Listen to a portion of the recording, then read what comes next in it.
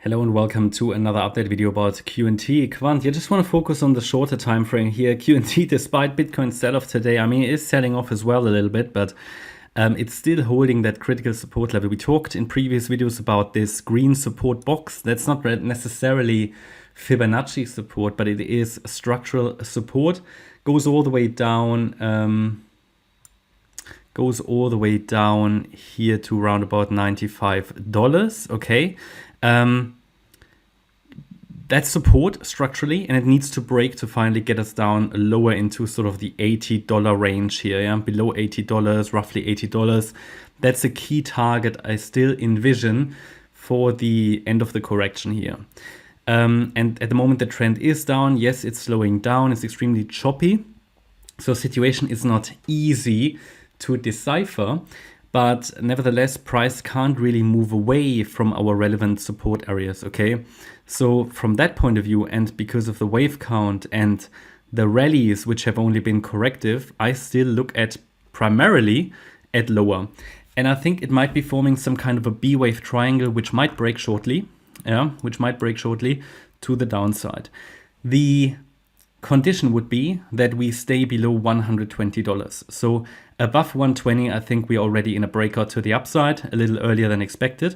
But as long as we are below that level, a breakdown would be preferred and trend continuation. Just be aware that this structure is very difficult on the way down because it looks like an ending diagonal. It looks like a very, very complex corrective structure.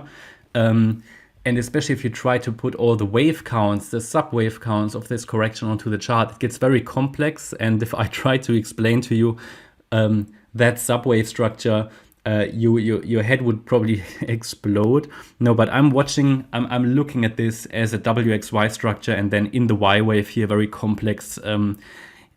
complex chain of corrective structures.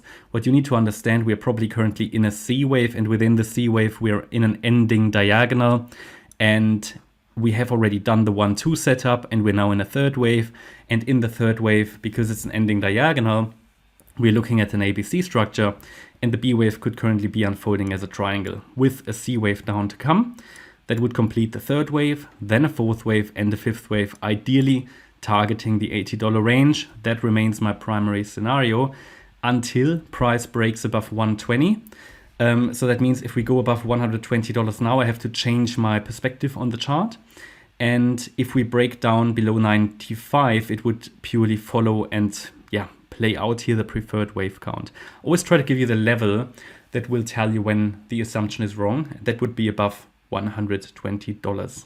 Okay, so obviously I would have to change the micro count before that, but it could still lead to a breakdown as long as we stay below 120 in a more complex correction. I'm just very, very much aware of this $95 level because Quant has been very, very stubborn, didn't really want to go below it here throughout this entire period. I mean, since November, price hasn't managed to push below that level. And we have this descending trend line here. Eventually there needs to be a decision, but it could take a little while until QNT does it. So yeah, unfortunately, it's a bit of a boring chart, but the outlook hasn't changed. So I hope you liked the update. If you did, please hit the like button, leave a comment and subscribe. And if you really like the content, then please check out the channel membership. Thanks a lot for watching. Bye-bye.